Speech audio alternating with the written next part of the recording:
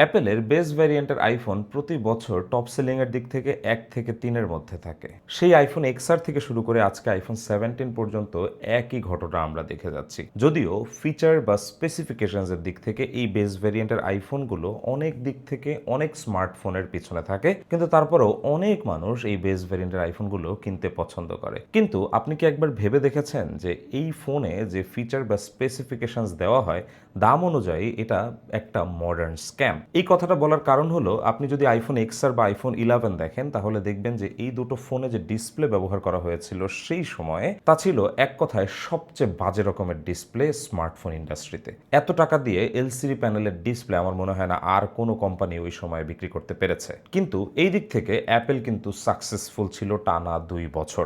এরপরে যখন তারা আইফোন 12 সিরিজে শিফট হলো তখন তারা এক্সডিআর ওলেড ডিসপ্লে দিয়েছিল। That was a value for money iPhone to me. এরপরে তারা যখন আইফোন 12 বা 13 সিরিজ লঞ্চ করলো দ্যাট ওয়াজ ওকে। তবে আইফোন 14 যখন আসে তখন আমরা লক্ষ্য করলাম যে গত বছরের যে চিপসেট আছে সেই চিপসেটই তারা আইফোন 14 এর বেস ভ্যারিয়েন্টে ধরিয়ে দিচ্ছে।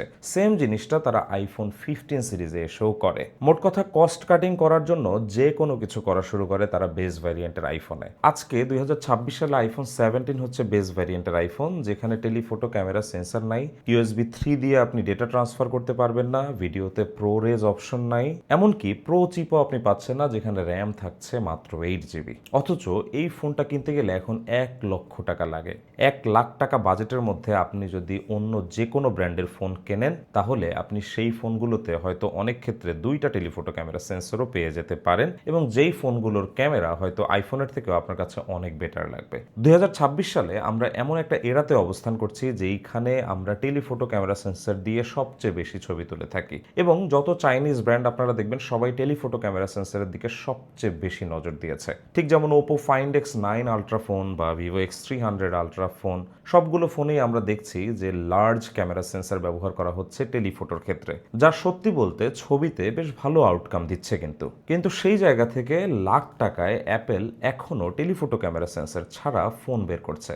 ডিসপ্লেতে প্রমোশনের ব্যাপারটা নিয়েও কিন্তু আলাদা করে একটু কথা বলতে হয়, কারণ আইফোন 17-এ আমরা প্রথমবার দেখলাম তারা বেস ভ্যারিয়েন্টের আইফোনে ডিসপ্লেতে প্রমোশন দিল, অথচ টানা এতগুলো বছর আইফোন 16 পর্যন্ত তারা ডিসপ্লেতে প্রমোশন ফিচারটা দেয়াটাও প্রয়োজন মনে করেনি। কিন্তু এই সকল কিছুর কারণে বেস ভ্যারিয়েন্টের আইফোন কেনা কিন্তু কখনোই বন্ধ ছিল না। অনেক মানুষ আইফোনের স্বাদ গ্রহণের জন্য কিন্তু এই ধরনের বেস ভ্যারিয়েন্টের আইফোন কিনে থাকে, কারণ স্বাভাবিকভাবেই অনেক মানুষেরই বাজেট থাকে না 1,40,000 কিংবা 50,000 টাকা দিয়ে একটা ফোন কেনার জন্য, যে কারণে অনেকেই প্রো বা প্রো ম্যাক্স বাদ দিয়ে বেস ভ্যারিয়েন্টের এই আইফোনগুলো আমরা কিনি। কিন্তু সবচেয়ে বড় সমস্যা হয় যখন আমরা এই ফোনগুলো সেল করতে যাই। আপনি যদি একটা বেস ভ্যারিয়েন্টের আইফোন 17 মাত্র 2 মাস আগে কিনতেন তাহলে আপনার না হলেও 1,15,000 থেকে 1,20,000 টাকা খরচ হতো, অথচ আজকের বাজারে সেই বেস ভ্যারিয়েন্টের নতুন আইফোনটার দাম হচ্ছে 1 লাখ টাকা। অথচ 17 প্রো ম্যাক্সের দাম সেই 1,70,000 ছিল, এখন হয়তো 1,65,000 হয়েছে কমে, বাট দামটা কিন্তু একই রকম আছে। সো এটা কেমন একটা ব্যাপার? কিছুদিন আগে যে ফোনটা নতুন অবস্থায় 1,20,000 টাকা ছিল সেই ফোনটা কিভাবে 20,000 টাকা কমে যায় জাস্ট এই অল্প কয়েকদিন? এই ফোনটা এখনো কিন্তু লেটেস্ট, যে কারণে যারা 3-4 মাস আগে এই ফোনটা কিনেছে তারা কিন্তু এখন একটা অনেক বড় ক্ষতির সম্মুখীন হয়েছে। আর তাই এই ফোনটা ব্যবহার করে যখন একজন মানুষ কিছুদিন পরে এটা বিক্রি করতে যাবে তখন হয়তো তাকে এই ফোনটা 80,000-এও বিক্রি করতে হতে পারে। সেক্ষেত্রে উনি কিন্তু 40,000 টাকা কমে ওই ফোনটা বিক্রি করছেন।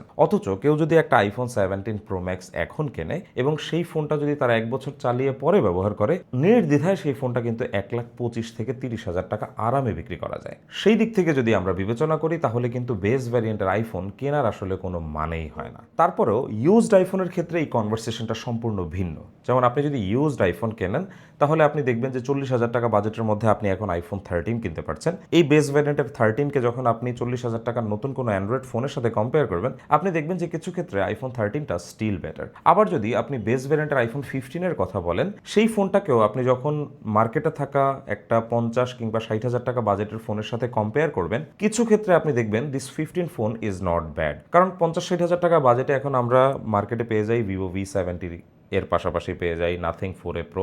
ওই বাজেটে যদি আপনি আইফোন 15কে রাখেন, আপনি দেখবেন যে বিল্ড কোয়ালিটি, ক্যামেরা, ডিসপ্লে সবকিছুর দিক থেকে আইফোন 15 ওই জায়গাতে স্ট্যান্ড করতে পারছে। যদিও ডেডিকেটেড টেলিফোটো ক্যামেরা সেন্সর নাই, but it's not a bad phone for the people যারা আইফোন ব্যবহার করতে চায়। ঠিক একইভাবে আপনি যদি এখন 80,000 টাকা বা 90,000 টাকার মধ্যে একটা আইফোন কেনার কথা ভাবেন, তাহলে হয়তো আপনি বেস ভ্যারিয়েন্টের আইফোন 16 বা 17 পেয়ে যাবেন। এই জায়গাতেই মূল কনভারসেশনটা আসে যে 80-90,000 টাকা বাজেটে আপনি যেখানে বাজারে এখন ভিভো X300 প্রো এর মতো ফোন পাবেন বা ওপো ফাইন্ড X9 প্রো হয়তো পেতে পারেন, ওই ফোনগুলোকে বাদ দিয়ে এই বেস ভ্যারিয়েন্টের আইফোন 17 কেনাটা আসলে কতটা যুক্তিযুক্ত? আমার কাছে মনে হয় যে আপনি যদি top class Apple fan boy না হয়ে থাকেন, আপনি যদি সারাউন্ডেড বাই অ্যাপেল ইকোসিস্টেম না হয়ে থাকেন, তাহলে ওই বেস ভ্যারিয়েন্টের আইফোনের চেয়ে নির্দ্বিধায় Vivo X300 pro or maybe Vivo X200 ultra or maybe Oppo find X9 pro আপনার জন্য অনেক ভালো একটা ফোন হতে পারে। বাট এখানে যে প্রশ্নটা আসে সেটা হচ্ছে রিসেল ভ্যালু,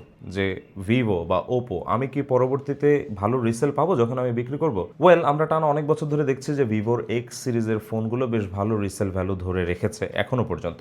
সো দিন শেষে এই কম্প্যারিজনটা করা খুব কঠিন এবং এটা আসলে আমাদের চয়েসের উপর নির্ভর করে যে আমরা আসলে কি অ্যান্ড্রয়েড ফোন ব্যবহার করতে চাই নাকি কম বাজেটের মধ্যে আমরা আইফোন নিয়েই খুশি থাকতে চাই। তবে আমি পার্সোনালি মনে করি যে অ্যাপেলের বেস ভ্যারিয়েন্টের আইফোনকে আরও বেশি উন্নত বা ফিচার সমৃদ্ধ করা উচিত, কারণ এই ফোনটা কিনতে গেলে আমাদেরকে লাখ টাকা খরচ করতে হচ্ছে ঠিকই, কিন্তু লাখ টাকার ফিচার এই ফোনটাতে নাই এবং লাখ টাকা কোনোভাবেই এই ফোনটা ডিজার্ভ করে না বলে আমি পার্সোনালি মনে করি। আর তাই আমি আপনাদের সবাইকে নিষেধ করব যে নতুন অবস্থায় যখন ফোন কিনবেন ভুলেও বেস ভ্যারিয়েন্টের আইফোন কিনবেন না, অবশ্যই চেষ্টা করবেন প্রো বা প্রো ম্যাক্স সিরিজের ফোনগুলো কিনতে, কারণ এই ফোনগুলো থেকে আপনি যেমন ভালো ফিচার পাবেন, তেমনি যখন আপনি রিসেল করবেন তখন কিন্তু আপনি সবচেয়ে ভালো দাম পাবেন।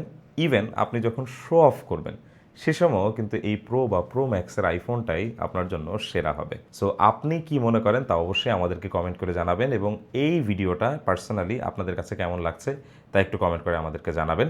আর বেস ভ্যারিয়েন্টের আইফোন যারা ব্যবহার করছেন তাদের ব্যবহার করার অভিজ্ঞতাটা একটু আমাদের সাথে শেয়ার করবেন। কোন কোন বিষয়ে আপনার কাছে ভালো লাগছে না বেস ভ্যারিয়েন্টের আইফোনের তা একটু আমাদেরকে কমেন্ট করে জানাবেন।